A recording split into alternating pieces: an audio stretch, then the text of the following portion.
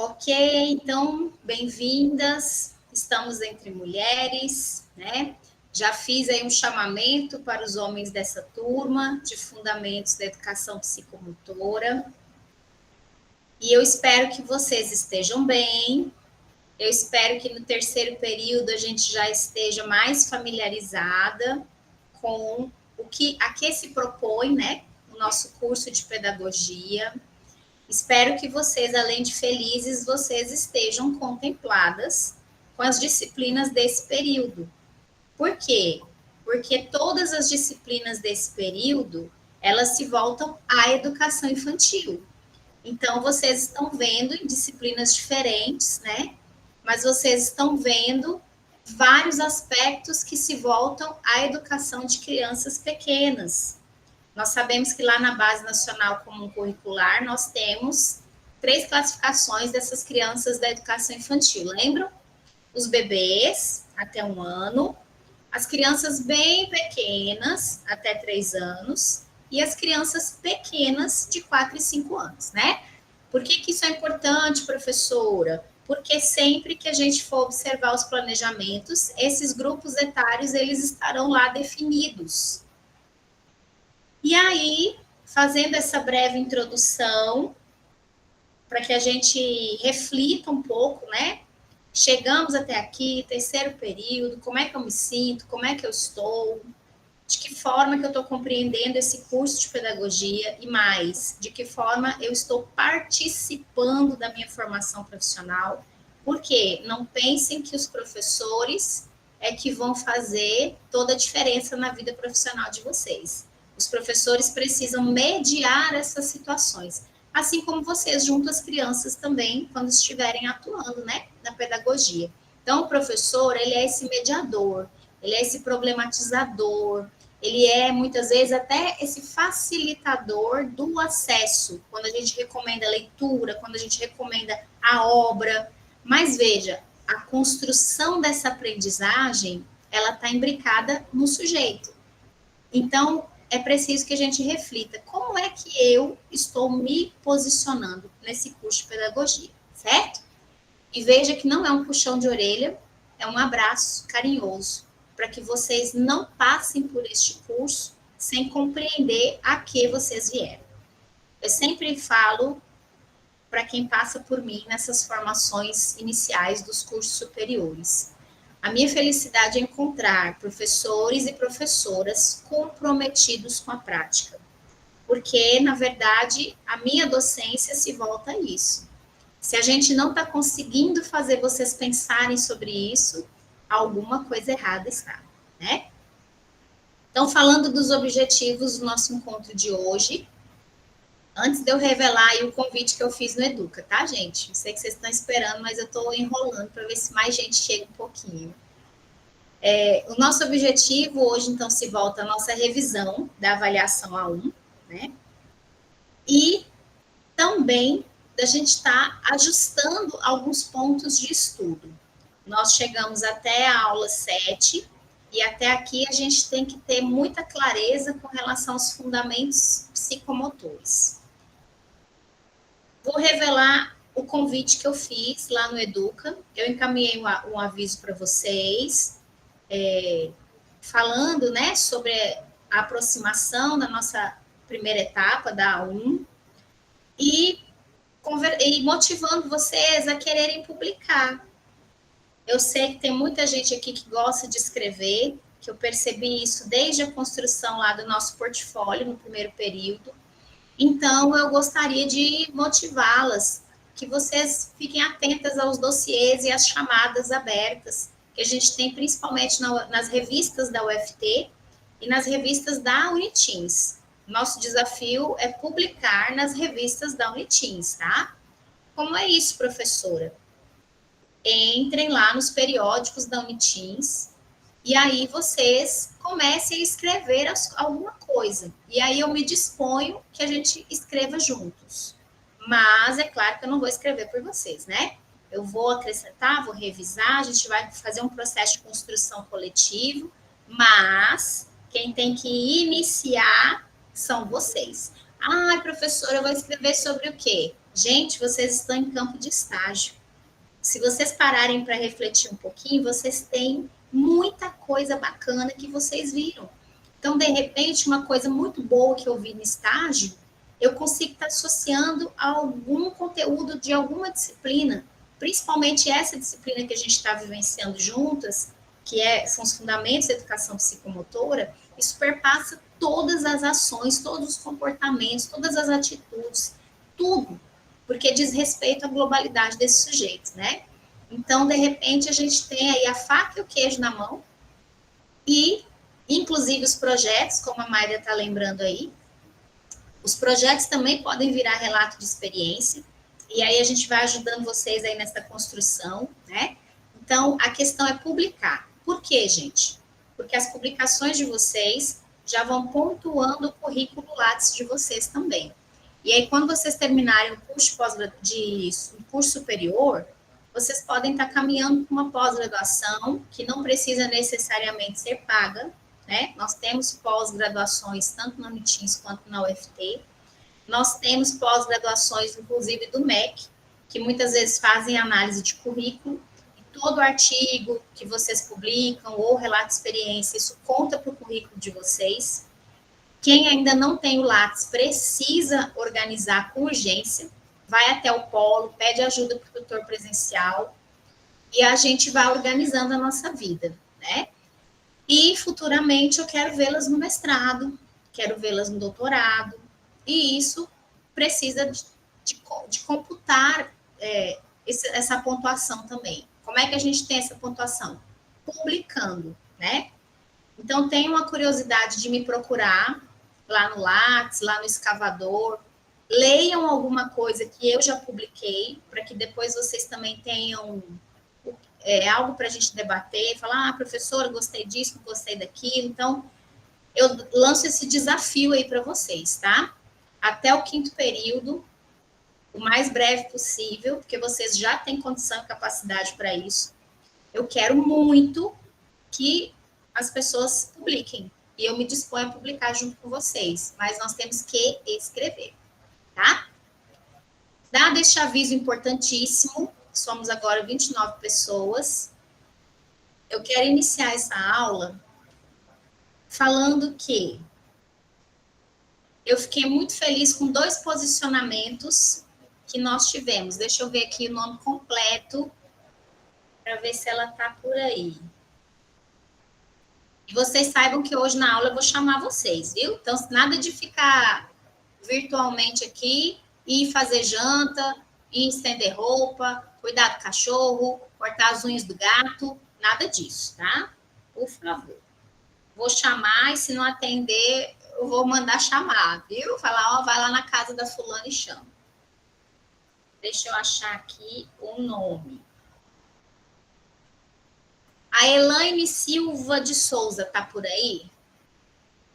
Elaine, querida, você tá aí, Elaine? Quem é colega da Elaine?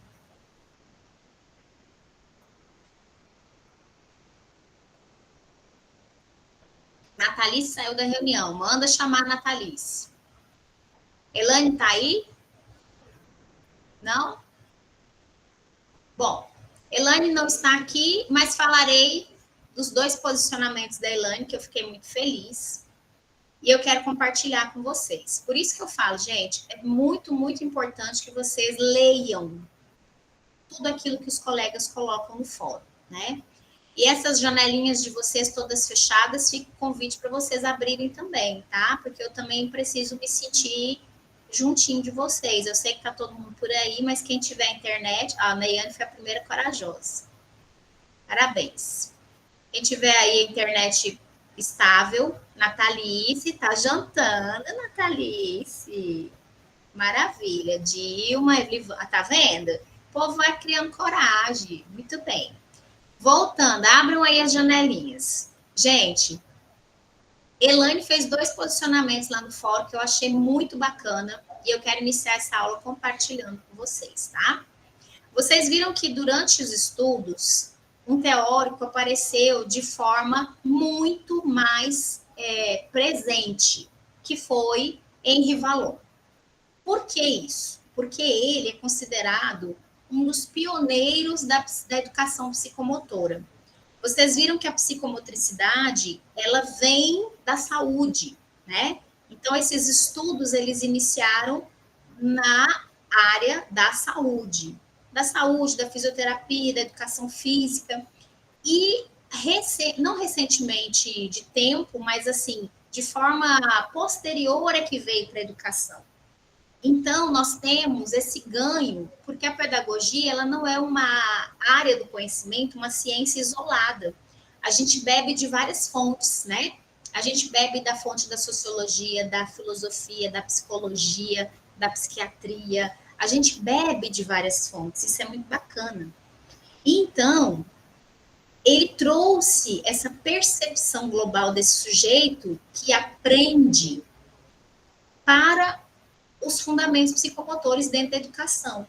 E aí ele apresenta 3 grandes pilares para essa educação psicomotora, que é o físico, o movimento, né? Que é o emocional, que é a psique, e que é o social, que diz respeito às questões de interações, às questões culturais, às questões de convívio, enfim. São 3 grandes pilares que ele aborda que não se separam de forma alguma. E aí a Elaine, que não está aqui, mas que vai chegar, com fé em Deus, Elaine colocou lá no fórum o seguinte: será mesmo que a base do desenvolvimento e da aprendizagem humana se dá pela afetividade? Achei fantástica essa pergunta. Por quê? Porque a gente precisa se apropriar daquilo que a gente lê. Você não é obrigado a concordar com tudo que você lê. E outra, a gente lê muitas coisas e a gente precisa dialogar com as nossas leituras, questionar, concordar, discordar, se posicionar. Isso faz a diferença, né? E aí eu pergunto para vocês, será mesmo que a afetividade se relaciona e é a base dessa aprendizagem humana? O que vocês acham? Porque é isso que Valon fala. E aí? Nesse caso, está me ouvindo bem? Está me ouvindo bem? Estou.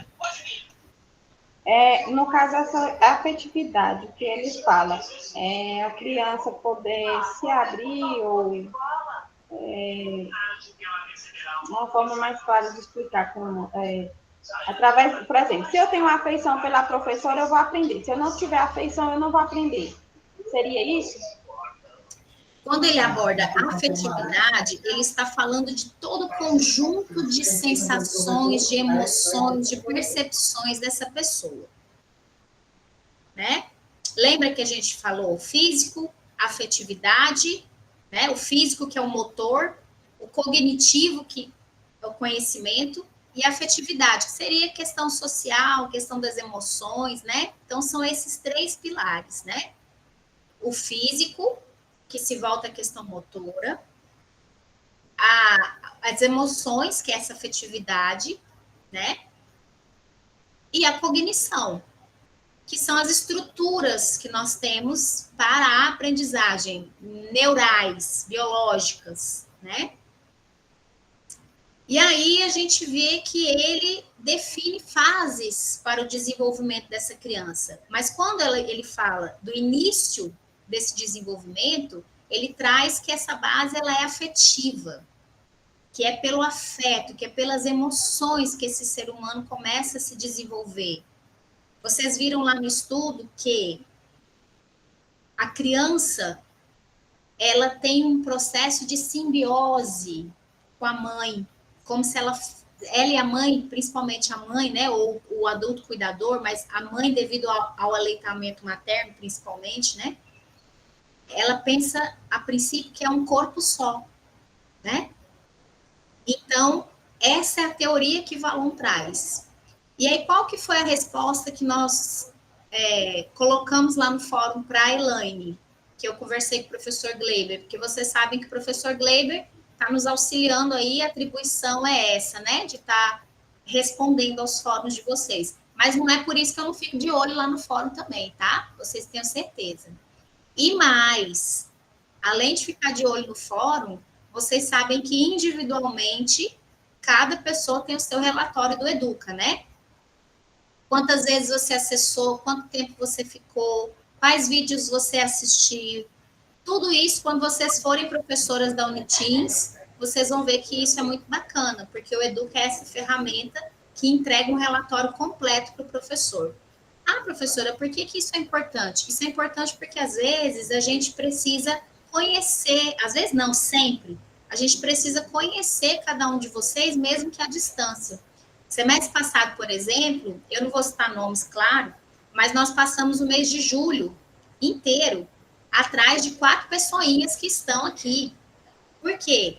Eram pessoinhas que precisavam me entregar algumas propostas e algumas atividades pendentes, porque eu tinha certeza que elas tinham capacidade, mas ficaram com muitas, assim, pendência de meio ponto, de um ponto. E não é maldade, gente, é porque a gente precisa ter certeza que vocês estão cumprindo aquilo que é de direito e de dever de vocês, né? Por que eu estou falando isso? Porque teve gente, por exemplo, que faltou um pouquinho para conseguir essa média.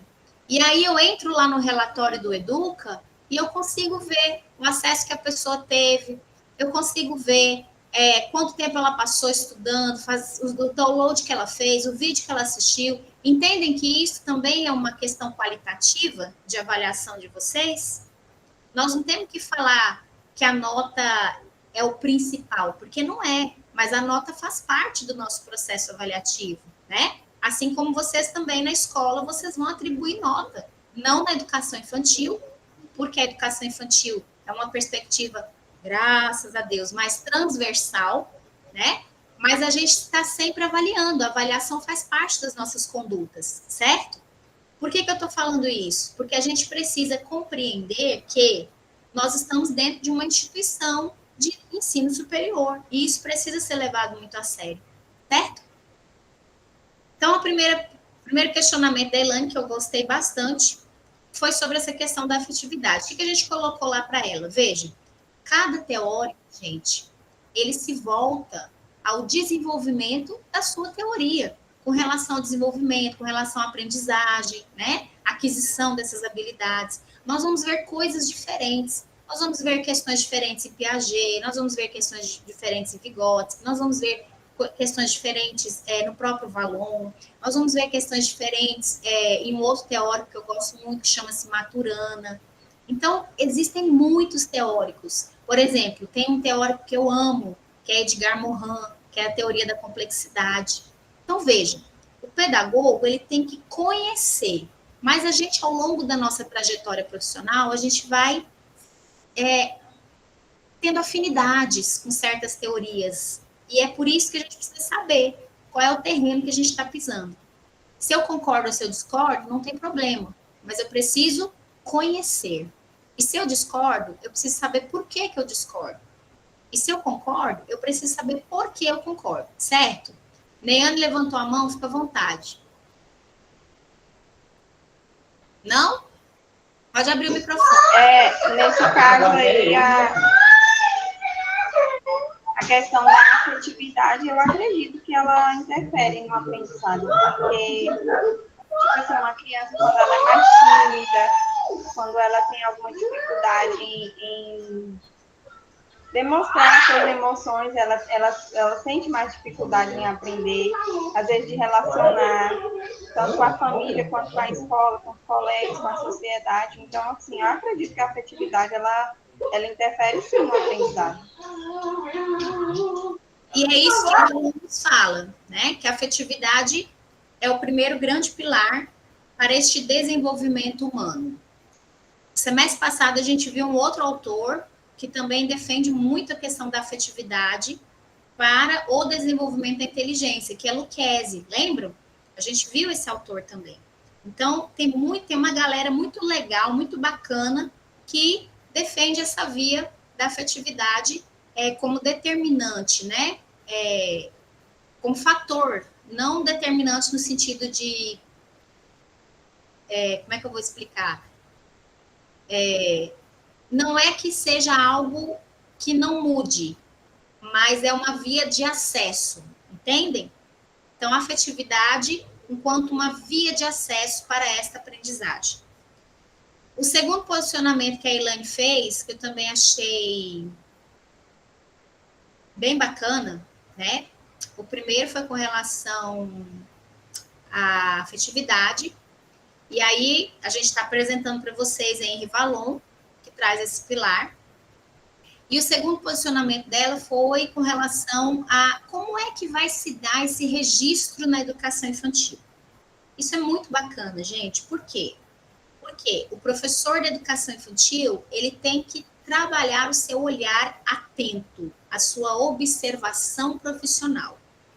Como é? Aí ela pergunta lá: alguém tem uma ficha para me dar? Alguém tem um modelo para me dar e tal? Não, não temos ficha e não temos modelo. Vocês vão perceber em algumas escolas que vocês vão visitar que ainda tem fichas para acompanhamento de desenvolvimento infantil, que é aquelas fichas que a gente marca o X. Mas o profissional que estuda, o estudioso da educação infantil e que está atento aos documentos oficiais, ele vai compreender que todos os documentos oficiais, eles apontam para a elaboração de um parecer descritivo. Por quê? Cada criança é uma. Muitas vezes eu pego uma ficha com uma série de questões que eu vou marcar o X, eu não consigo plenamente enxergar minha criança ali dentro. Ah, professora, dá muito trabalho parecer descritivo. Para isso, existe organização pedagógica.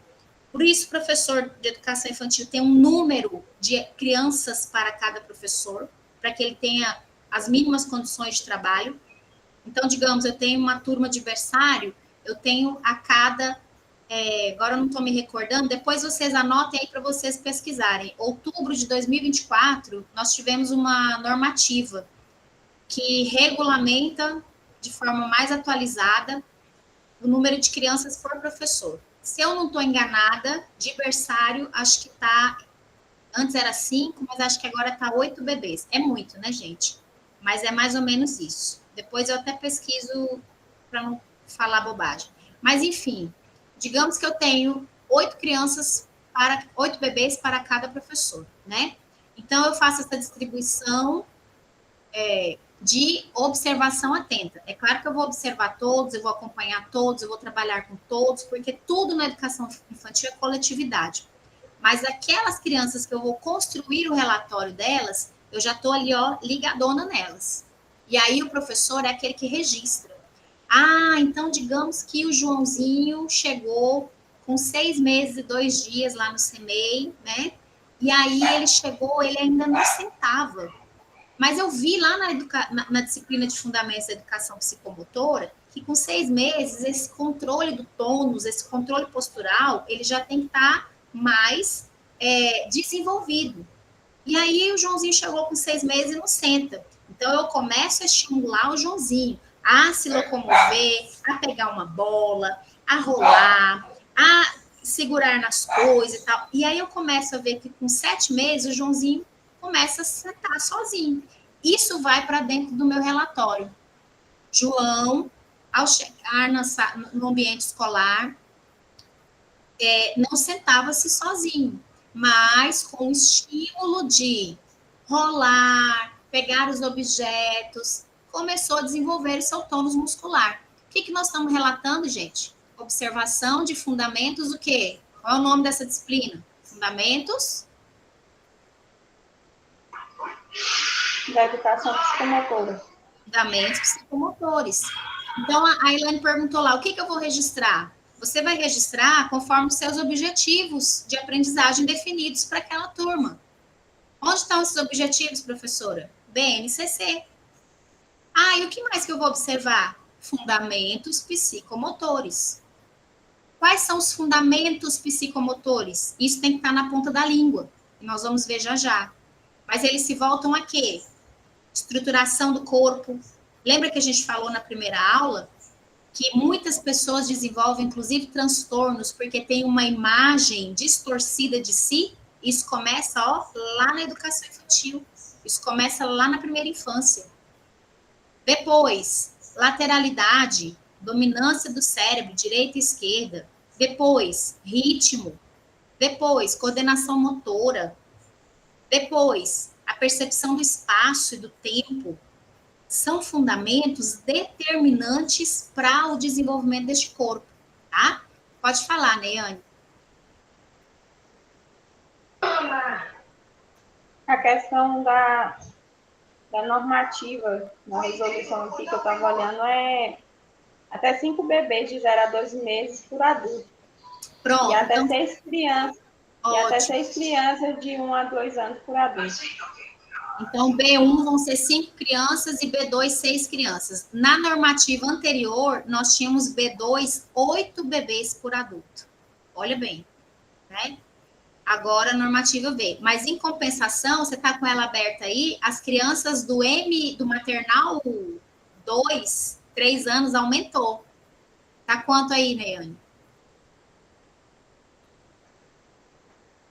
Tá com ela aberta aí? Depois você olha direitinho e fala para nós. De 1 a 3 anos? Não, de 3 anos. Maternal 2. Depois vocês procuram também, porque essa normativa, ela diminuiu o berçário, mas ela aumentou o número de maternal. Mas, enfim, isso é bom para a gente se preparar e entender a realidade que a gente vai estar encontrando, né? Nos estágios, vocês também já estão compreendendo essa dimensão. É claro que em municípios menores, talvez a gente não tenha um quantitativo tão grande de crianças por sala. Mas aqui em Palmas, por exemplo, a gente tem uma média de 35 a 40 bebês do B2, acreditem. Né? Então, é muita gente junto no mesmo espaço, né? Claro que não é um profissional só, a gente segue essa normativa, mas ainda assim é um desafio, né, gente? A gente tem que compreender que é um desafio. A Lariane está dizendo que eram 20 crianças. Depois você fala qual era a turminha, tá, Lariane? A idade para a gente ver. Na escola que eu estagiei tem até 17.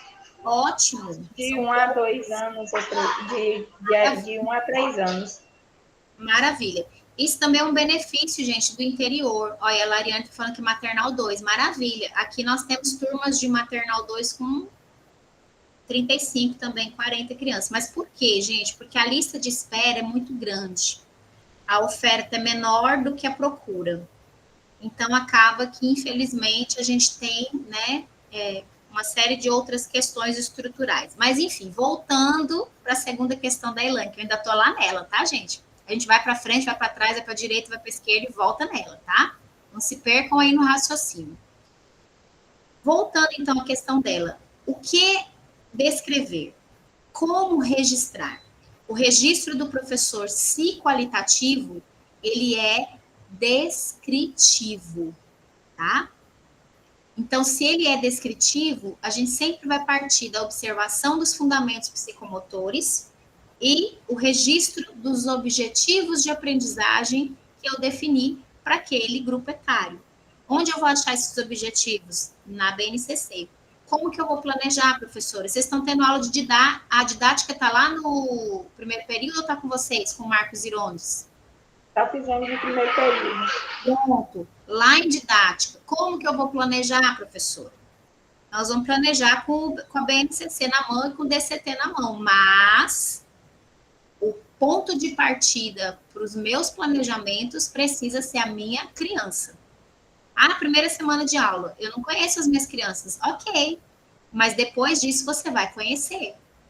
Você vai conhecer e vai estar atento aos interesses das suas crianças. E é isso que vai definir os teus planejamentos. Porque não adianta nada o adulto planejar desencontrado, desalinhado com os interesses das nossas crianças. E eu digo para vocês, elas não aceitam não participar do processo. Quando as crianças são maiores, e a gente adulto, né, vai se conformando em não participar. Por isso eu brigo com vocês, participem, leiam, dialoguem com as leituras de vocês, rompam esse ciclo de passividade. Mas as crianças são muito maravilhosas, sabe por quê? Elas não aceitam não participar. Elas não aceitam ficar em segundo plano. Depois, infelizmente, a escola vai colocando as crianças dentro dessas caixinhas. Mas o impulso da infância é querer participar, é querer perguntar, é querer falar, é querer explorar. Por isso, os direitos de aprendizagem, certo? Tudo isso, gente, vocês estão vendo que é transversal ao conteúdo dessa disciplina de fundamentos psicomotores. E aí, respondendo a esses dois questionamentos, Elaine não chegou, né, Elaine? Elaine, eu não estou lembrando agora qual é o seu polo, mas eu vou lembrar e vou te mandar um oi depois. Falar, Elaine, eu falei de você, você não falou comigo, como é que pode? Bom, respondendo esses dois questionamentos da Elaine, eu espero que tenha ficado claro para vocês, tá? Nós vamos assistir a um videozinho bem curto, que inclusive está lá na rota dessa aula de hoje, de revisão, que depois eu quero que vocês assistam com calma, tá? Existe um cartunista, não sei se alguém aqui já leu o Gibi da Mafalda, alguém já leu do Enfio?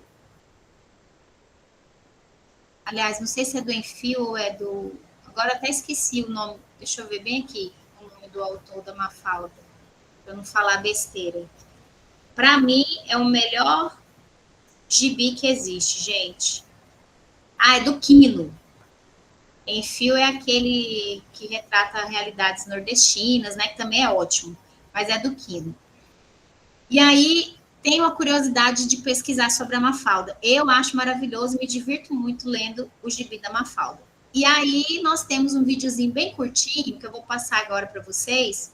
Se alguém não estiver ouvindo, coloca o fone, e se nem com o fone não estiver ouvindo, dá um grito aí no microfone que eu paro o vídeo e tento ajustar de novo, tá bom? O que esse videozinho vai relembrar para nós? Que agora eu quero que vocês peguem um bloquinho de anotação, ou um caderno, ou agenda, alguma coisa, tá? Para anotar. Mas eu quero que vocês assistam esse vídeo e eu quero que vocês façam a anotação de vocês para depois a gente jogar lá no nosso memorial. Por quê? O vídeo vai trazer questões de desenvolvimento a partir de Henri Vallon, certo? E aí depois eu vou chamar alguém para me dizer quais foram as questões que compreendeu nesse videozinho curto. Combinado? Não dorme não, vamos acordar e vamos lá. Se não estiver ouvindo, depois vocês me falam.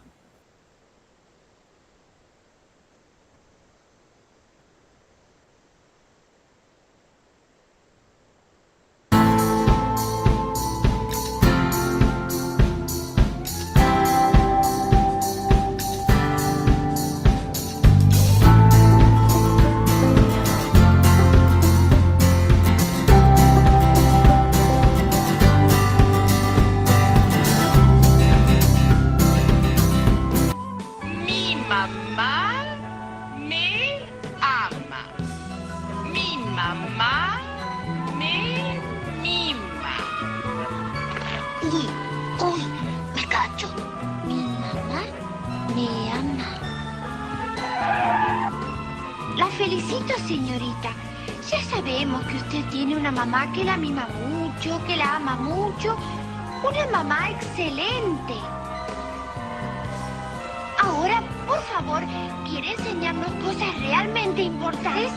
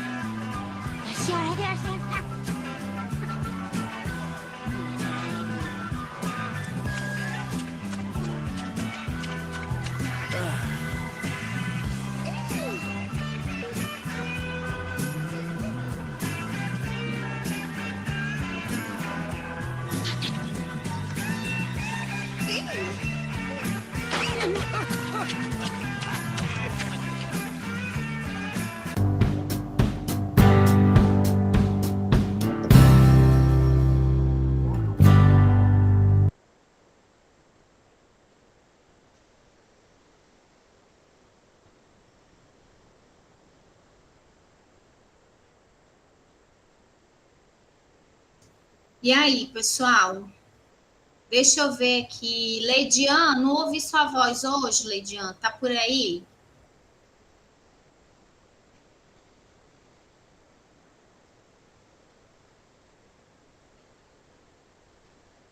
Alô, Leidian? Gilda, não vai embora não, Gilda. Tô te vendo. Laurinda? Laurinda, eu sei que tá por aí.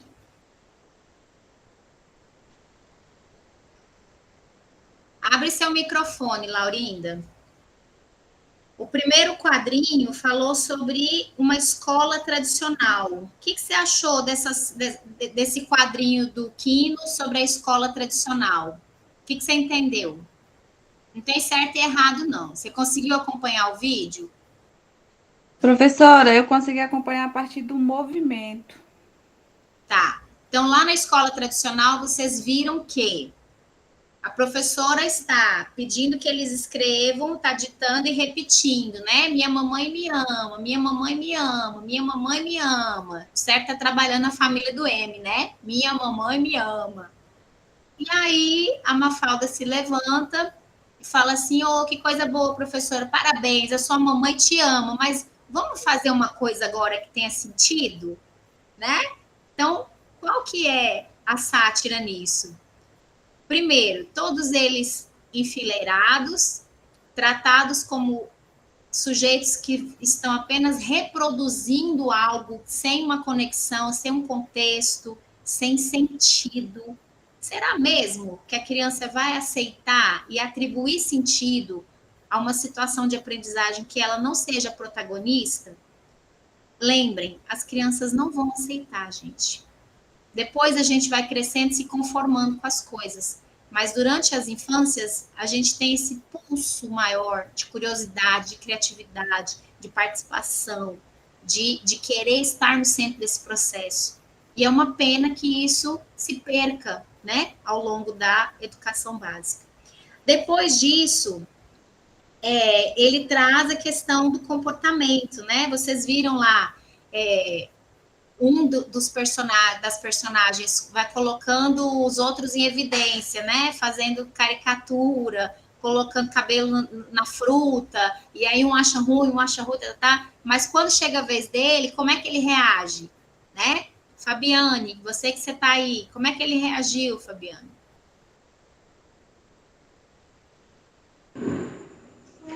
Professora, eu não consegui acompanhar os vídeos. Pra falar a verdade, eu tô no hospital. Ah, meu Deus, você tá doente? Ou tá trabalhando? Fica tranquila, então, tá, Fabiana? Depois você me conta lá individualmente o que aconteceu e nós estamos por aqui, tá? Para o que você precisar.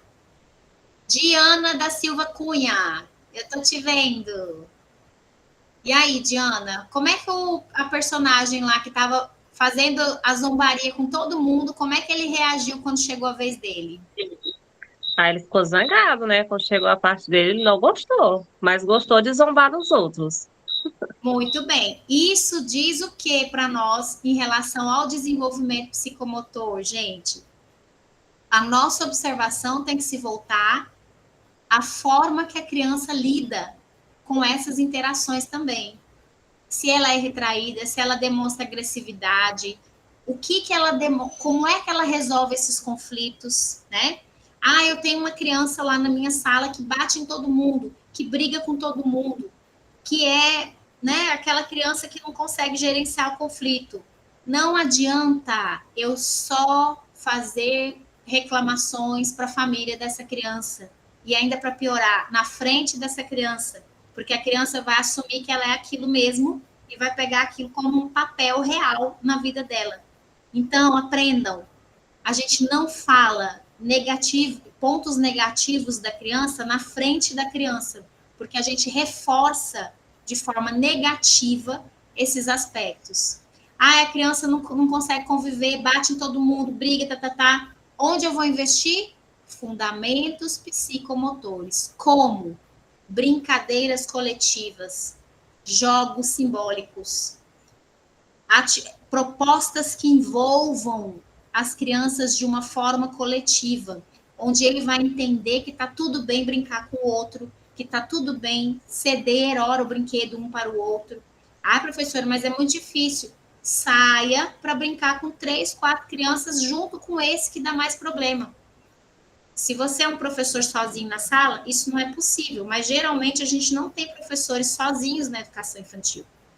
Quando eu pedi para vocês fazerem um plano de intervenção, lembra? No estudo de caso, lá na aula 3 ou na aula 4, né? E eu já falo para vocês, o mesmo estudo de caso vai cair na prova, tá? Então, estudem. Estudem. Na prova, eu não vou pedir, claro, para vocês reproduzirem o plano de intervenção, mas eu vou pedir para que vocês citem pelo menos 2 propostas pedagógicas desse plano de intervenção que vocês fizeram, certo? A questão discursiva da prova é sobre isso. Então, quem não fez, ainda dá tempo de correr e fazer, tá? Avisem, inclusive, os colegas, porque a pontuação da primeira etapa de vocês também está atrelada ao estudo de caso, e mais do que isso, vocês precisam aprender. Ai, professora, é muito difícil. Não é difícil coisa nenhuma, gente. Eu quero que vocês façam do jeito que vocês conseguirem. Pesquisem. E do jeito que vocês conseguirem, eu tenho certeza que vai ser uma construção importante para vocês. Nada de chororô. Tem gente pondo carinha de choro aí. Nada disso. E nem carinha de espanto. Coloca aí esse negocinho do aniversário. Por quê? Vocês estão aprendendo. Como é que a gente aprende? Se dedicando. Como é que a gente aprende? Construindo, lendo, desafiando a nossa mente a compreender coisas novas. O que é um plano de intervenção? É eu definir o que eu vou fazer. Ah, eu tenho essa criança que bate em todo mundo. Qual é o plano de intervenção com ele? Eu vou pesquisar propostas de brincadeiras que sejam mais colaborativas. Quem vai me dizer isso? O próprio DCT tem milhares de propostas. O próprio ChatGPT tem milhares de propostas. E o Google também, né, gente? Então, hoje o professor tem ferramentas de pesquisa ilimitadas. Então, a gente pode pesquisar muitas coisas. O plano de intervenção nada mais é do que eu definir o que eu vou fazer diante dessa dificuldade da minha criança. Depois, lá no videozinho, vocês viram aquela questão do fantasminha, né? A criança se veste lá, brinca que é o fantasma, assusta a maninha e tal. E aí, depois, o que aconteceu, gente? Poliana, você tá aí?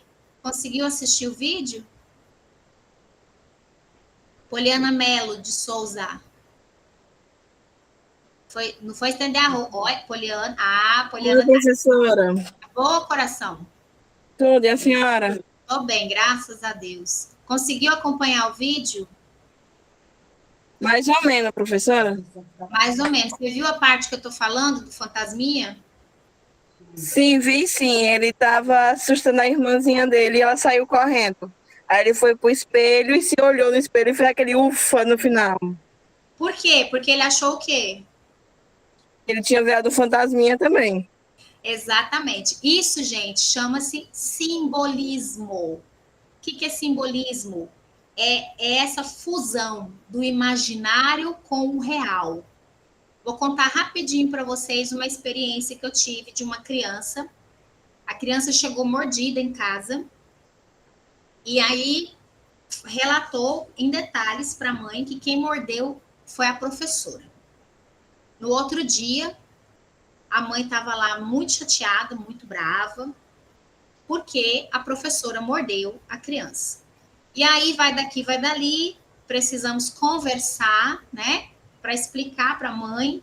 Aqui a gente tem câmera na maioria das salas, né, escolas municipais, mas claro que não tem câmera em todos os lugares, por exemplo, todos os ângulos do parque, todos os ângulos de banheiro e tal, mas a mãe colocou em xeque essa questão da criança ter sido mordida pela professora. Por quê?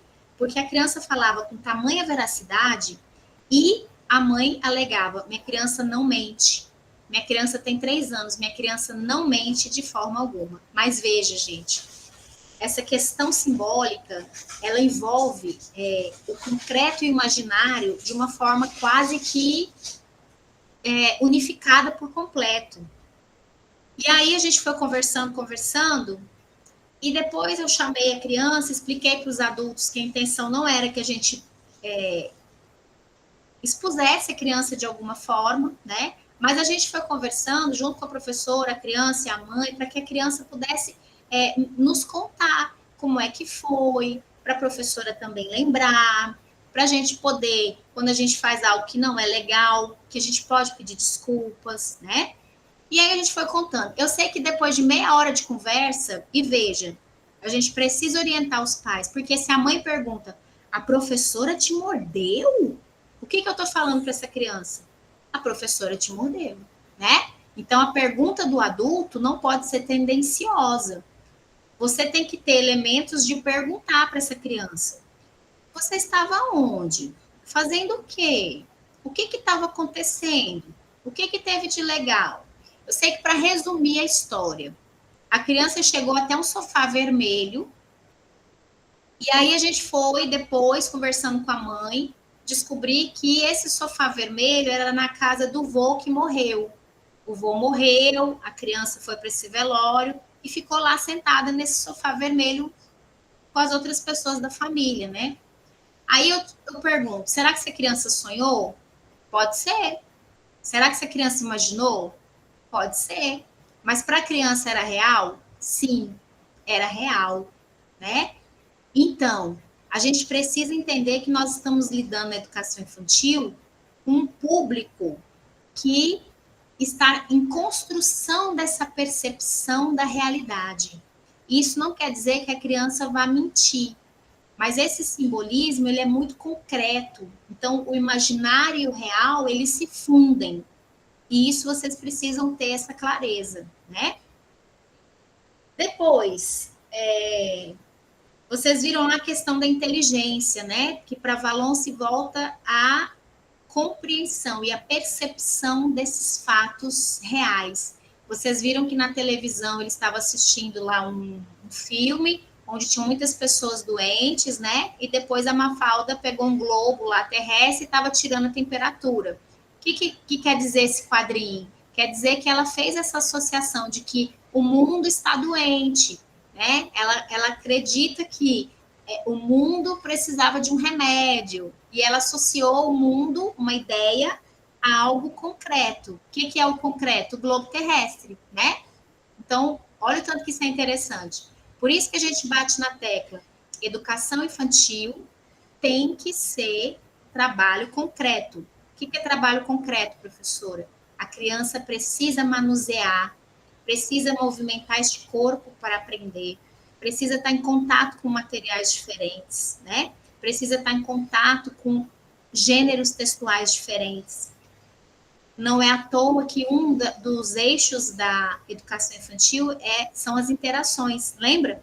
Quais são os 2 eixos da educação infantil que estão postos lá na BNCC? Quais são? Abre aí o microfone. Quais são os 2 eixos da educação infantil?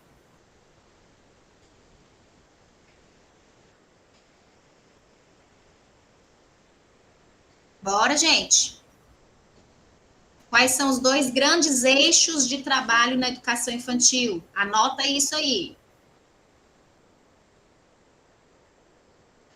Interações e... Professora, repete, por favor. Os 2 grandes eixos de trabalho da educação infantil. Interações, brincadeira. Brincadeira. Porque brincadeiras são muitas. Brincadeira, no singular, é ato, é o fenômeno. Então, é por isso que os 2 grandes eixos são interações, nada se dá sozinho. Criança de educação infantil trabalha de forma coletiva. O professor planeja no coletivo. E brincadeira, que é o ato de ação frente às brincadeiras, que é este corpo que encontra a ludicidade para poder aprender, certo? Isso vocês têm que ter muito claro. 3º período. Interações e brincadeira. Onde eu acho isso, professora? BNCC, tá? Ah, professora, quando eu estiver lá na minha sala, o pai vai reclamar da criança chegar suja porque foi brincar no parque. É direito de aprendizagem. Brincar é direito de aprendizagem. E você tem que saber da lei para você poder explicar isso para a família, tá? Aí a gente já vai entrar em outra situação que nós não vamos aprofundar agora, porque ainda tem muita coisa para ver, mas é preciso que a gente compreenda que o brincar pode se dar sempre com a finalidade pedagógica. O professor não está ali, ó, flutuando sem saber onde ele quer chegar, né? Tudo tem finalidade pedagógica, mas o brincar pode ser espontâneo, pode ser heurístico, ou seja, de descobertas. O brincar pode ser dirigido. Então, tem várias formas desse brincar, certo? Mas o fato é que a brincadeira, enquanto fenômeno, enquanto ato, ela é um eixo da educação infantil, certo? Depois, para terminar, a questão lá do menininho que fez o xixi. Ele fez o xixi, a mamãe brigou. Depois o papai veio pingando água da piscina e ficou parecendo que ele também tinha feito xixi, não é? O que está envolvendo isso? Está envolvendo a questão das emoções. Por quê? Tudo que a criança vivencia, ela associa às suas aprendizagens. Ela associou, então, que fazer o xixi ali naquele momento era algo ruim. Isso é tão importante, gente, porque vocês vão ler lá no material de estudo, inclusive, que o controle do esfíncter, o que é o controle do esfíncter? Quando lá pelos 2 anos e meio, até os 3 anos e meio, a criança já passou pelo desfraude, né? Uns mais cedo, outros mais tarde, mas eles precisam desse estímulo. Tem criança que antes dos 2 anos já desfraudou, né, gente? Mas esse controle fisiológico, ele também está muito relacionado ao prazer. Então, quando a criança controla o xixi ou começa a controlar o cocô, ela também sente prazer nisso. Se eu brigo, se eu dou uma bronca, se eu crio uma situação que ela tem um momento de aprendizagem negativa, isso também vai acompanhar essa criança pelo resto da vida.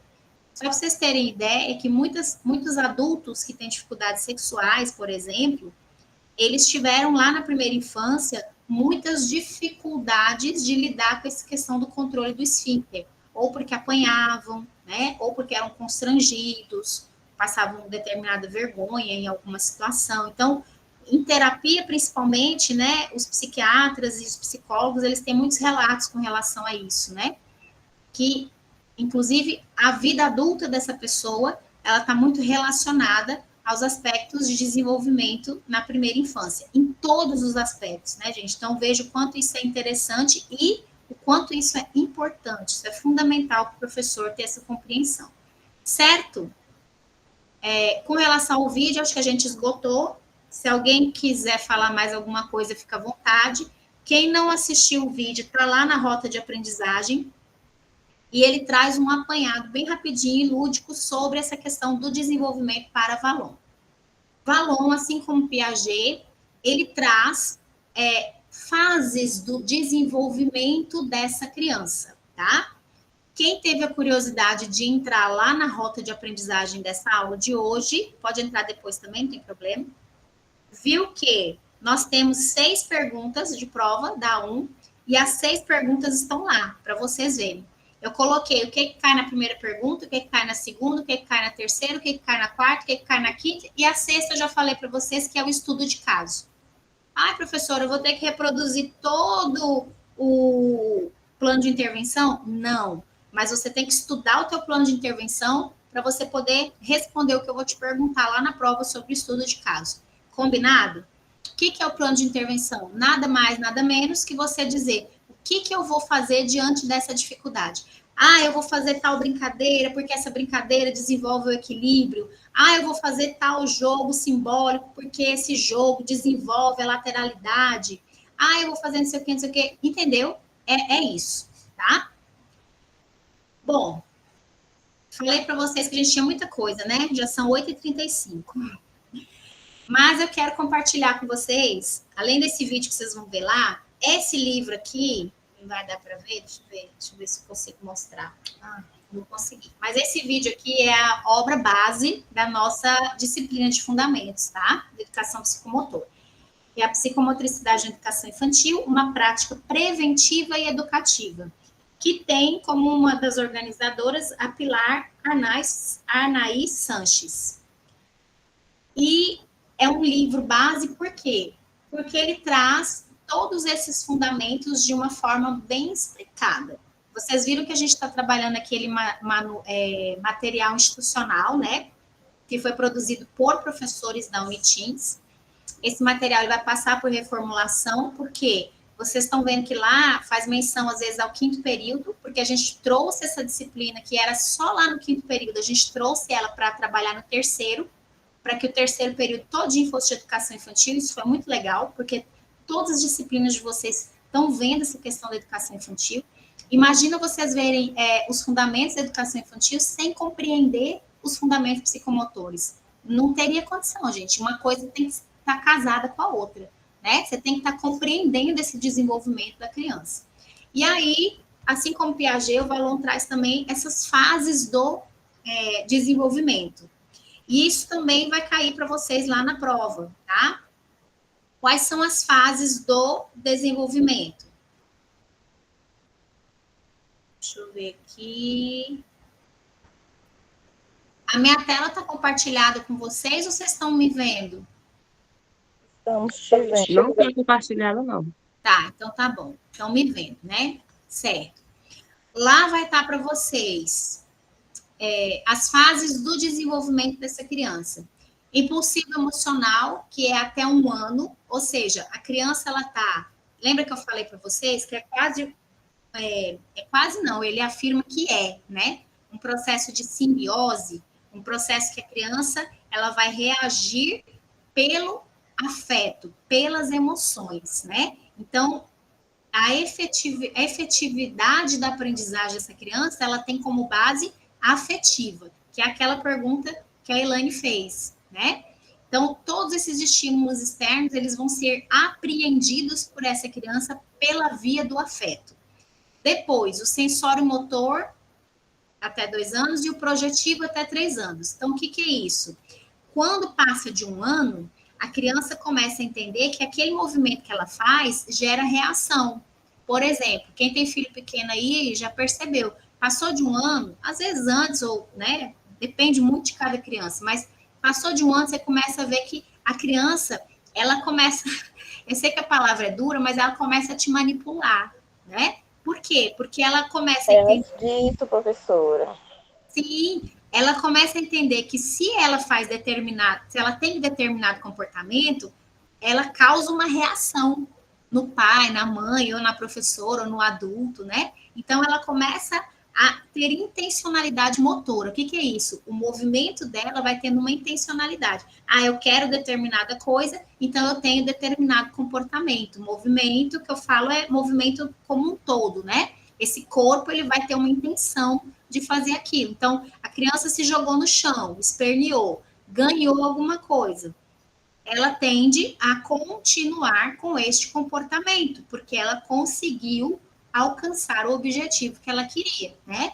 Então, isso vai se tornando mais frequente a partir de 1 ano.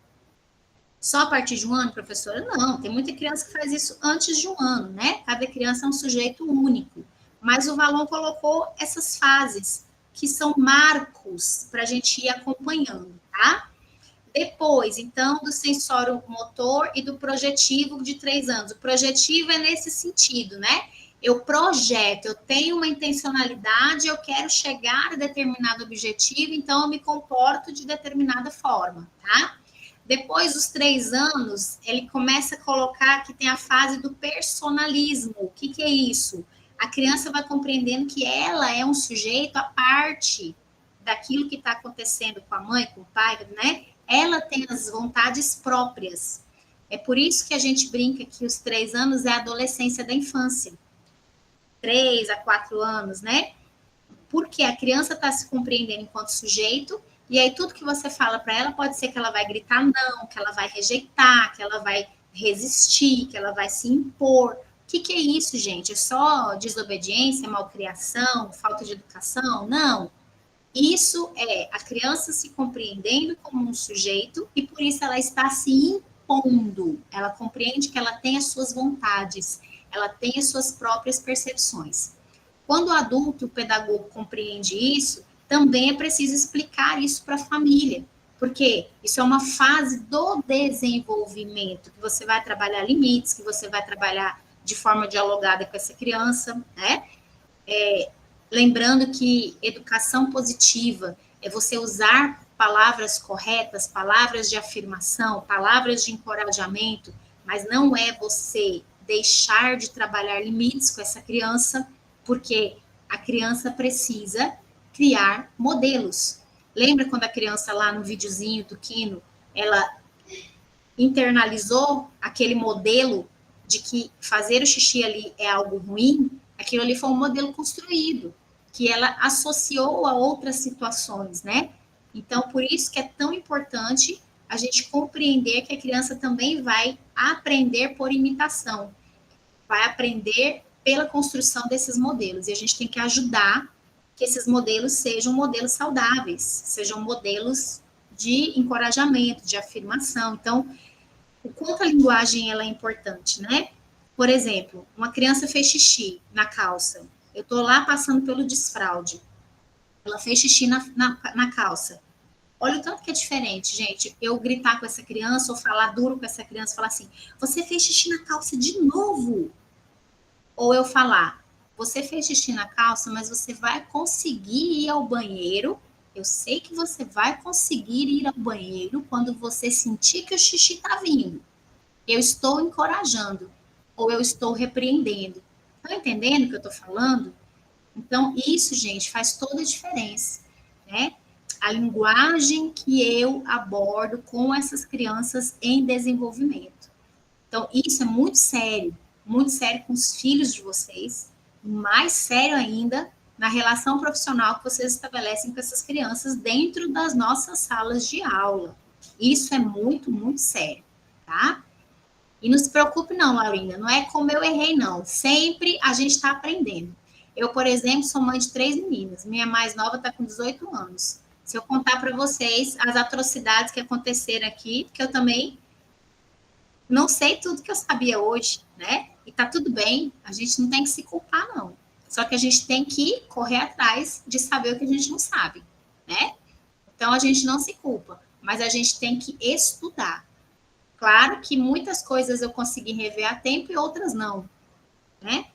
Até porque a gente veio de um modelo educacional muito repressor, né? E vocês, da educação básica, vocês tiveram talvez um modelo repressor também, mas agora na universidade vocês estão tendo a oportunidade de construir uma outra visão sobre a infância. E isso é primordial, isso é muito importante, certo? Então, chegamos lá, pessoal, na fase, então, do personalismo. O que é isso? A pessoa é a persona, é a pessoa, né? A criança vai tendo consciência de si. E aí, depois dos 6 anos, aquele material traz para vocês, o institucional que está lá na rota, traz do estágio categorial. O que é isso? A criança vai organizando de uma forma diferente essa percepção de mundo, tá? Então, nós temos o estágio impulsivo emocional até 1 ano, o estágio sensório-motor até 2 anos, e lá na apostilinha traz sensório-motor e projetivo junto, né, que é de 1 a 3 anos, mas vocês estão vendo que é aquele momento que a criança explora pelo movimento, que ela aprende pelo movimento, que ela vai começando a projetar, eu quero isso, então eu faço isso, minha ação tem que ser essa para alcançar determinada coisa. E depois o personalismo, né, de 3 a 6 anos, que é esse momento que ela se compreende como um ser humano único. Por isso ela resiste tanto e fala tanto não, né? E é por isso que essas coisas todas são percebidas. Gente, isso é muito importante, porque vocês vão ver que lá em Piaget, ele também traz muitas fases, né? Mas aqui em Vallon, ele traz a base do desenvolvimento como a afetividade. Então, até 1 ano, a via de aprendizagem e desenvolvimento desse ser humano é a afetividade, que envolve essa questão das emoções, dos sentimentos, das percepções externas, né? Então, a forma como o adulto cuidador trata essa criança vai ser determinante para esse desenvolvimento psíquico dela também. 3 bases: afeto, motor, que é o movimento, né? E o social, que é a interação, certo? Eu trouxe para vocês aqui, para compartilhar, algumas questões para vocês compreenderem melhor, nesse livro que é o livro base da Sanches, né?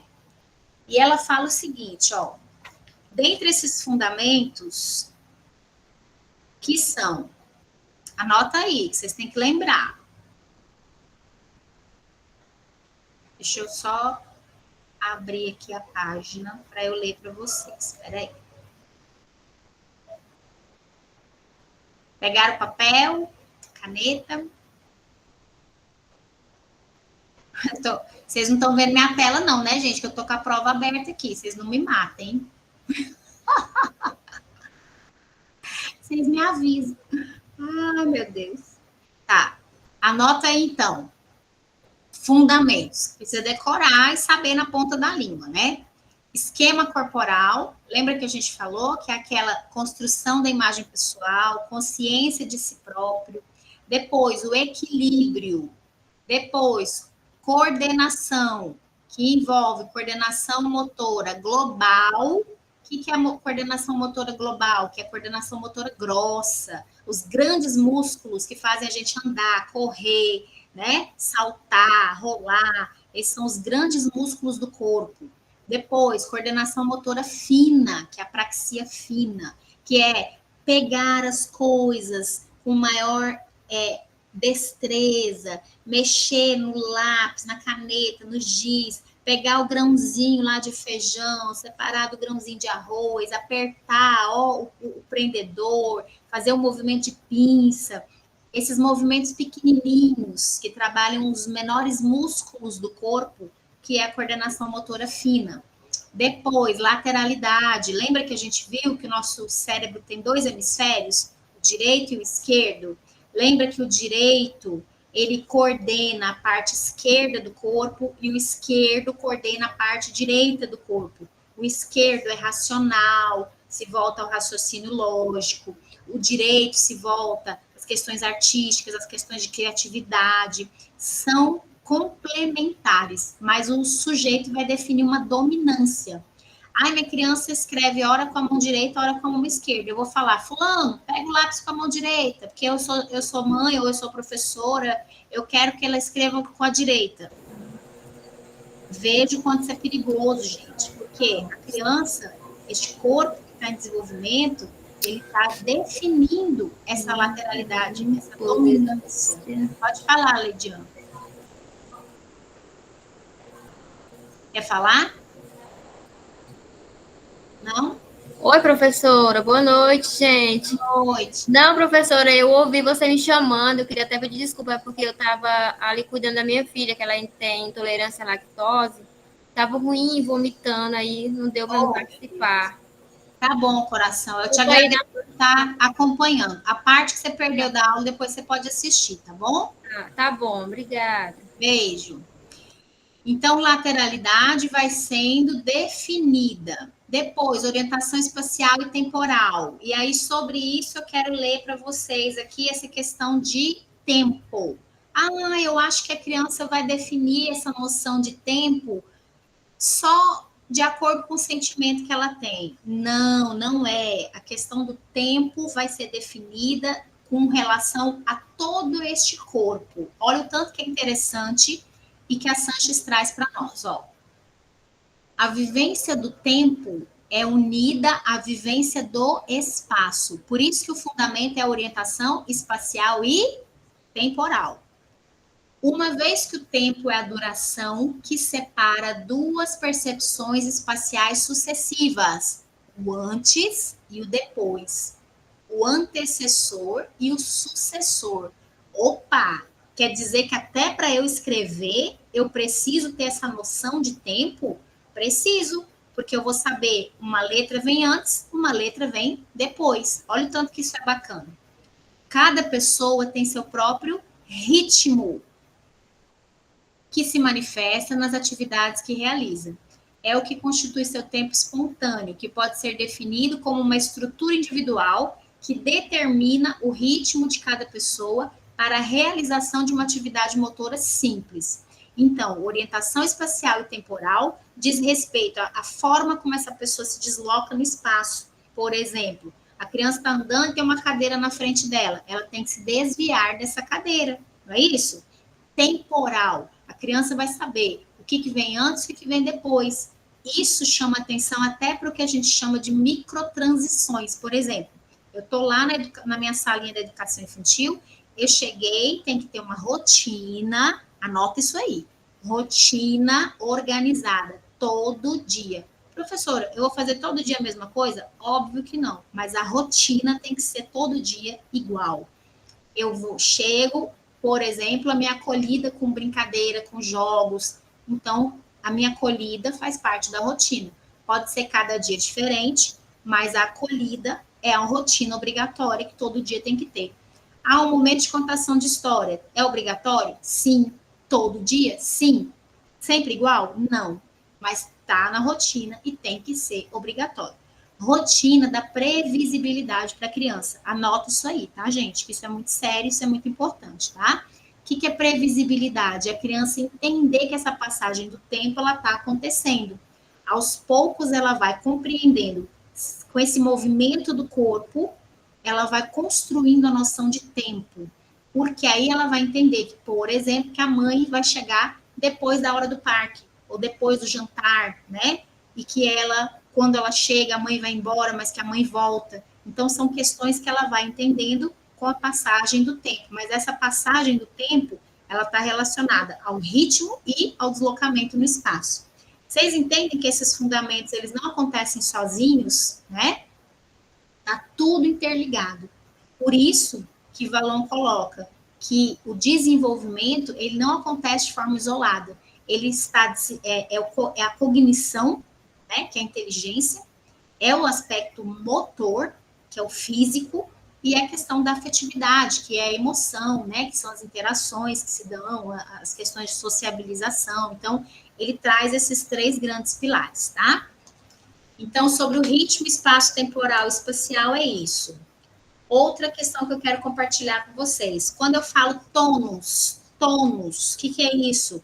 É a força deste músculo, tá? Ó, tônus é o grau de tensão dos músculos do nosso corpo. É uma função que não se pode conceber como algo estático, mas como algo dinâmico. Mesmo em estado de repouso, o tônus reflete um estado de vigilância, de disponibilidade para executar, em dado momento, um movimento, um gesto, ou manter uma postura. Bom, o tônus, então, tem a ver com todas as emoções, né? Quando a gente fala, então, tônus muscular, nós não estamos falando só de questões físicas, nós estamos falando também de questões cognitivas, ou seja, este corpo ele se movimenta com determinada finalidade, intencionalidade, à medida que a criança vai crescendo, e ele se desenvolve também relacionado às emoções. Quem diz isso? Henri Vallon, tá? Alguma pergunta até aqui, que eu tô falando demais? Só a Neiane. Só a Neiane. Tudo bem? Essa aula vai ficar controlada, depois a gente pode né, colocar. Eu agora não tenho nenhuma dúvida, mas depois, se você tiver dúvida, coloca lá no fórum de dúvida. Fala, Nathalie. Essa questão do esquema corporal. Eu parei lá em coordenação motora. Ou melhor, eu perdi todas as partes que é antes do coordenação motora fina. Esquema corporal envolve a construção da imagem pessoal e a consciência de si. O que é isso, professora? Por exemplo, um bebê passa pelo espelho e ele começa a compreender que é ele que está ali naquela imagem refletida. Uma criança maior, por exemplo, vai cantar uma música e vai pegar no nariz, pegar na orelha, pegar no joelho. Não tem aquelas musiquinhas que falam das partes do corpo? O que é isso? Ela vai entendendo que este corpo tem um esquema, ela vai construindo uma consciência com relação a si própria. Eu vou dar um exemplo para vocês, tá? Um exemplo meu. Eu vou para academia, raramente eu vou, porque eu não gosto, mas eu tenho que ir porque eu quero pelo menos levantar e sentar quando eu estiver bem velha, né? Então eu vou uma vez na semana. Mas eu vou dar um exemplo para vocês, essa questão do esquema corporal. Quando eu tenho, por exemplo, que levantar 2 pesos com os 2 braços ao mesmo tempo, eu não consigo fazer isso de forma sincronizada. Sabe o que é isso? Deficiência, lacuna lá da construção do meu esquema corporal. Por quê? Porque eu não fiz esporte, por exemplo. O esporte vai te ajudar a trabalhar toda essa questão de estruturação do corpo. E eu nunca gostei de esporte, nunca fiz um esporte, tal. Então, isso me trouxe outras sequelas que dizem respeito ao ritmo do meu corpo, entendeu? Então, eu não consigo, por exemplo, determinados exercícios da musculação, eu não consigo fazer de forma coordenada. Tem hora que eu nem sei cadê minha perna. Eu tenho que parar, me concentrar para entender para onde que a minha perna está indo. Não é uma coisa estranha, né? Mas essa é a realidade. E o que é isso, gente? Esquema corporal, tá? Outra questão de esquema corporal. Consciência de si.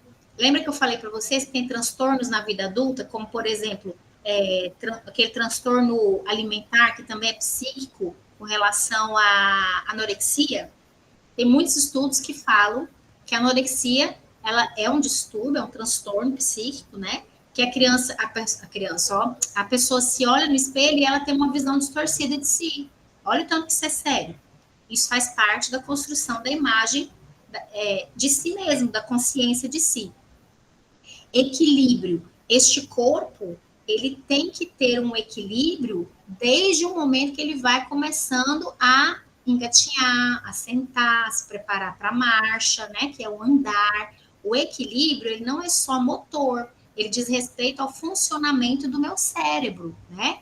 Então, eu tenho que ter este equilíbrio de, por exemplo, sair de um ponto e chegar ao outro ponto, né? Andar em linha reta, andar em linha curva, são atividades que vão estimular o equilíbrio dessa criança. O equilíbrio não é só motor, ele diz respeito ao funcionamento do meu corpo e do meu cérebro como um todo. Essas descrições, elas estão mais conceituadas lá dentro das rotas. Então, eu vou falar para vocês... deixa eu pegar meu caderno, que eu vou dizer quais os textos que vão cair. Ô, Carolina, faz um favor para mim. Pega o meu caderno que está aqui em cima da impressora. Eu vou, para vocês que estão aqui na aula, eu vou falar para vocês quais textos vocês vão ter que ler. São só 25 pessoas. Quem não assistir essa aula não vai saber, né? Vocês que vão saber. Muito bem, parabéns, que ficaram até agora. Muito bem. Deixa eu achar aqui onde que eu anotei. Tá aqui. Então, nós vamos ter questão 1 e 2. Vocês vão ler o texto base da aula 4, tá? Questão 1 e 2, texto base da aula 4. Questão 3, 4 e 5, texto base da aula 3. Então, nós vamos ler texto base da aula 3, texto base da aula 4.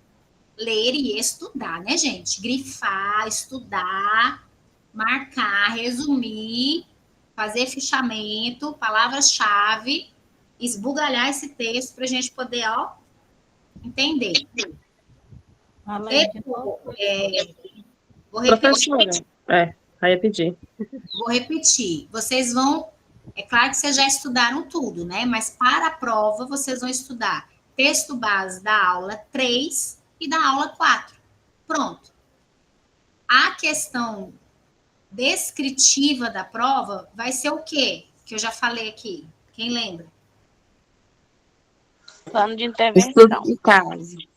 O estudo de caso. Eu não vou pedir o plano de intervenção. Eu vou pedir para vocês citarem 2 propostas pedagógicas. O que é isso, professora? Ah, lá no meu plano de intervenção, eu coloquei que eu vou fazer a brincadeira de jogar a bola para o outro e correr em linha reta. O que eu quero desenvolver com isso? Eu quero estimular o equilíbrio e o tônus muscular dessa criança. Então, vocês lá no plano de intervenção, vocês não escolheram as propostas? Se era brincadeira, se era o jogo simbólico, o que é que vocês iam fazer? É isso que vocês vão me contar lá na questão descritiva da prova, tá? Então, são 2 propostas. O que eu vou fazer, professora? Eu vou fazer tal brincadeira para desenvolver o equilíbrio.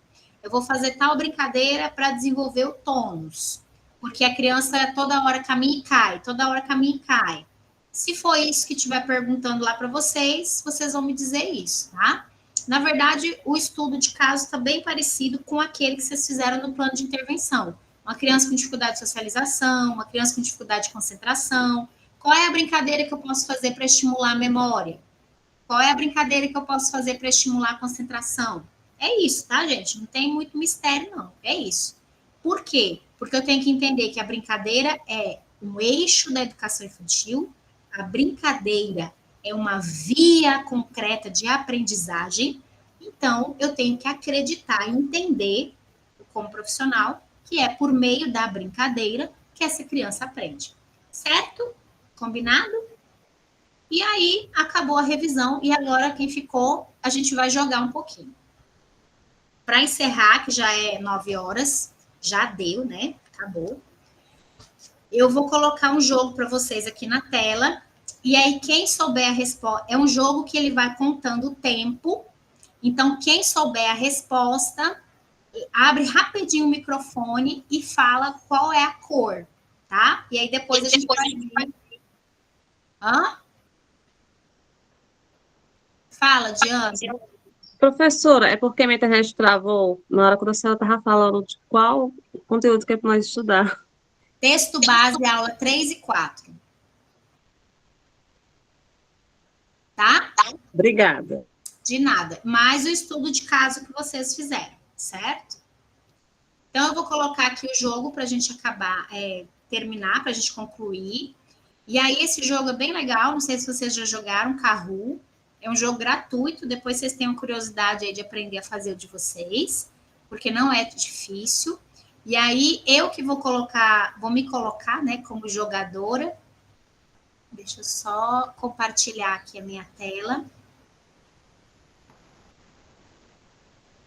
Ah, peraí, galera. Deixa eu colocar também a frequência para vocês. Só um minutinho, peraí.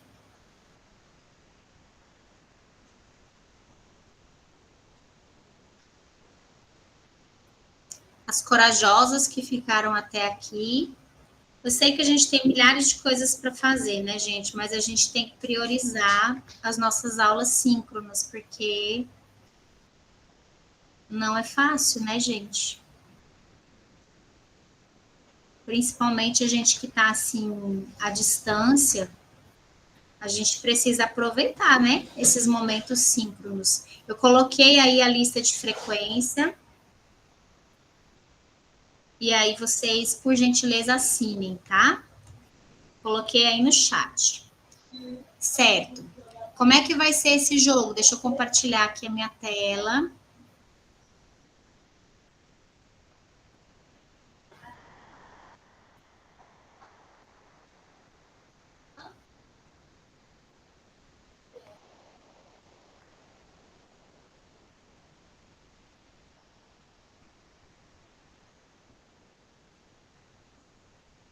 Pronto, tela compartilhada.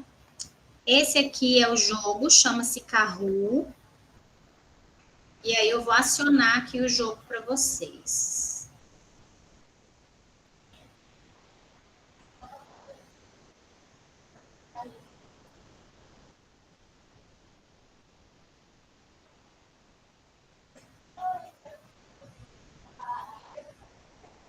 Certo, eu entrei, tá vendo aí minha tela? Ele até me deu aí uma carinha, ó. Meu Deus, que coisa mais feia. Jesus amado. Agora que eu entrei, eu vou lá organizar.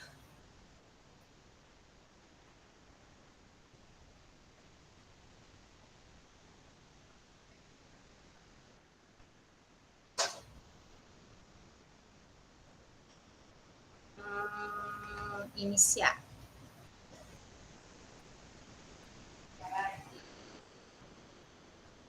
Ah, peraí, pessoal. Me deu outro pino.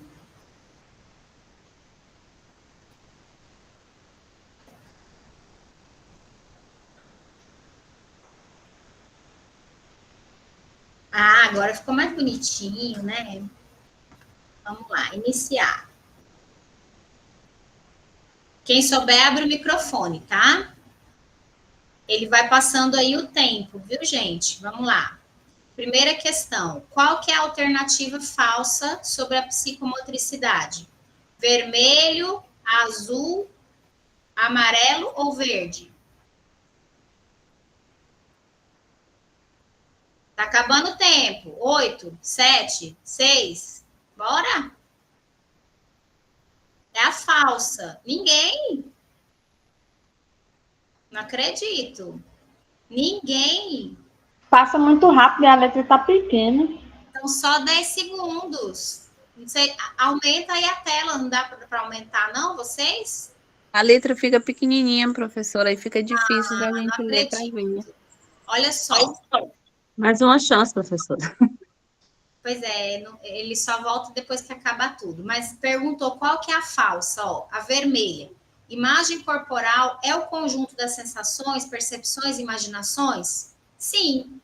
Equilíbrio é condição de movimentação? Sim. Coordenação motora global, atividade dos grandes músculos? Sim. Estrutura espaço-tempo é habilidade manual? Não, habilidade manual é coordenação motora fina, lembra? Aquela habilidade, a destreza de movimentar os pequenos músculos. Estrutura espaço-temporal é deslocar-se no espaço e perceber a passagem do tempo, certo? Depois, quem tiver computador, as próximas aulas tenta entrar no computador também, tá? Que aí a tela fica maior do que no celular. Correto sobre o desenvolvimento da coordenação motora. Coordenação óculo manual é controle olho-mão, vermelho. Azul, coordenação fina é grandes músculos, eu estou atrás da certa. Amarelo, brincadeiras não desenvolvem a coordenação motora. Coordenação motora, somente com a aquisição da linguagem verbal? Qual que vocês acham que é a certa? Coordenação óculo manual é controle olho, mão. Professora, eu vou chutar na vermelha. Isso mesmo, tá certo, é a vermelha. Porque óculo manual, já fala, é o olho e a mão. Lembra que para a criança escrever, por exemplo, para ela tirar alguma coisa lá do quadro, ela olha e coordena o movimento com a escrita. Então, coordenação óculo manual é o que eu enxergo e o movimento que eu faço com as mãos, tá? Depois, característica de um ambiente estimulador. Mesas e cadeiras enfileiradas, espaço improvisado, ausência de mesa, espaço para o movimento. O que vocês acham? Espaço para o movimento, amarelo. Espaço para o movimento. Ótimo.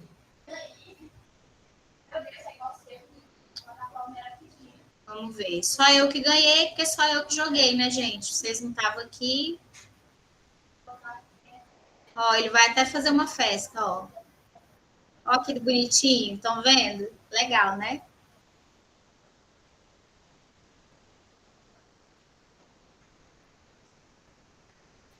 Certo? Eu trouxe essa sugestão para vocês depois explorarem e tentarem também construir o Kahoot de vocês, tá? Inclusive, para uma reunião de pais é legal, para uma formação de professores é legal, né? É um joguinho online que dá para a gente fazer com perguntas e respostas. Chama Kahoot, ok? Cleonice, pode abrir o microfone. Boa noite, professora. Boa noite, É a querida. Adriana. É a Adriana que está falando. É Oi, para mim Adriana, falar pode que falar. eu estou sem celular. Aí eu estou tendo que assistir a aula aqui com a Cleonice, porque Ah, eu não tenho notebook. Meu celular estragou. Mas eu certo. estou assistindo a aula com ela. É porque tem a chamada lá, né, professora? Aí ela tinha que estar no dela para poder você saber que ela estava na aula. Aí então, como ela está sem notebook e sem celular que quebrou essa semana, ela vai assistir as aulas comigo, por enquanto, até resolver o problema. Entendi. Mas ela consegue. Você consegue mandar o link para ela aí, que ela abre depois? O link ela pode abrir bem que no meu mesmo, aí ela só fala que é ela, né? No caso, né? Coloca Na o nome dela. frequência, é. Pode ser desse jeito, né? Pode, aham. Não, então tá bom. Tá bom? Era só para avisar para a senhora. Tá bom, querida. Tenta colocar aí o nome dela também, mas depois, qualquer coisa, vocês avisam lá no Educa que eu corrijo se ficar falta. Mas eu acho que dá para ela entrar com o nome dela, tá? Tá bom. Alguém do Pedro Afonso pode compartilhar. Pessoal, lembrando que a frequência é para quem está na aula, tá bom? As perguntas que vocês tiverem, vocês podem ficar à vontade, mas eu acredito que por causa da hora, que já está avançada, né? A gente vai encerrando por aqui. Muitas informações, conversamos sobre muitas coisas, né, gente? Mas essa conversa não se esgota, vocês podem entrar lá nos fóruns de dúvida e a gente vai conversando e vai dialogando e respondendo lá também, tá? Fala, Neiane. Neiane e Deuselina. Fala, Neiane. Quero agradecer que recebemos a notícia lá na aula magna, Mariana, mais o coordenador Rodrigo esteve, e ela estava dando a notícia que a professora Tatiana escolheu a nossa. Então, queremos agradecer de coração por estarmos juntos. Eu vou contar para vocês que eu tenho um plano. Não sei se esse plano vai se efetivar, mas o meu plano é seguir com vocês até a formatura para que a gente possa celebrar juntos, né? Não sei se a gente vai conseguir, mas o plano é esse, tá, gente? Deuselina, pode abrir o microfone. Professora, uma pessoa ia te perguntar a senhora o nome do jogo, ele vai te perguntar aí agora. Oi, Kahoot, vou colocar aqui no chat. Oi, professora, boa noite. Boa noite. O jogo. Coloquei lá no chat para vocês, Kahoot. E o bom é que ele é de graça, tá? Quando vocês abrirem lá para tentar fazer, ele vai pedir para vocês pagarem alguma coisa, é só ignorar, ir lá no X e fechar. Não tem que pagar nada, ele é de graça, tá bom? Quem paga tem uma versão mais aprimorada, né? Mas a gente consegue. Esse, por exemplo, que eu fiz, eu não estou pagando, né? Então eu fiz de graça e é bem legal para a gente até trabalhar com várias finalidades, né? Como eu falei, trabalhar numa formação de professores, trabalhar com as nossas crianças que já têm essa apropriação da leitura, trabalhar até em reunião de pais, né? É uma forma bem dinâmica. Vocês estão à distância, mas, por exemplo, cada um entra com o seu celular lá naquele PIN do jogo e cada um vai marcando no seu próprio celular. Então, é bem legal, tá, gente? Certo, queridas? Vamos concluir, então? Mas aí, no caso, ele não é aplicativo de jogos, ele é de criar o jogo a partir do criar conteúdo, o jogo. Né? Só que ele tem inteligência artificial que ele pode criar para você. Mas aqui, como eu queria um tema específico, eu que criei as perguntas, né? Mas tem a inteligência artificial do jogo que ele mesmo pode criar. Você dá o tema e ele cria também, é bem legal. Professora? Certo? Sim. Rapidão, o meu grupo no Projeto Integrador, estamos mexendo fazendo essa linha aí de brincadeiras das crianças. Se a gente procurar a senhora depois, a senhora pode nos dar umas dicas? Com certeza. Mandem um e-mail e a gente vai conversando pelo e-mail, tá? Combinado. Mais alguém? Então tá bom, gente. Boa noite, bom descanso para vocês. Obrigada pela aula de hoje, tá? Estudem, que eu não aceito que vocês saibam pouco. Eu quero que vocês saibam muito, cada vez mais, tá bom? Fiquem bem, então, se cuidem e vou visitar um dos polos, né? Dia 4.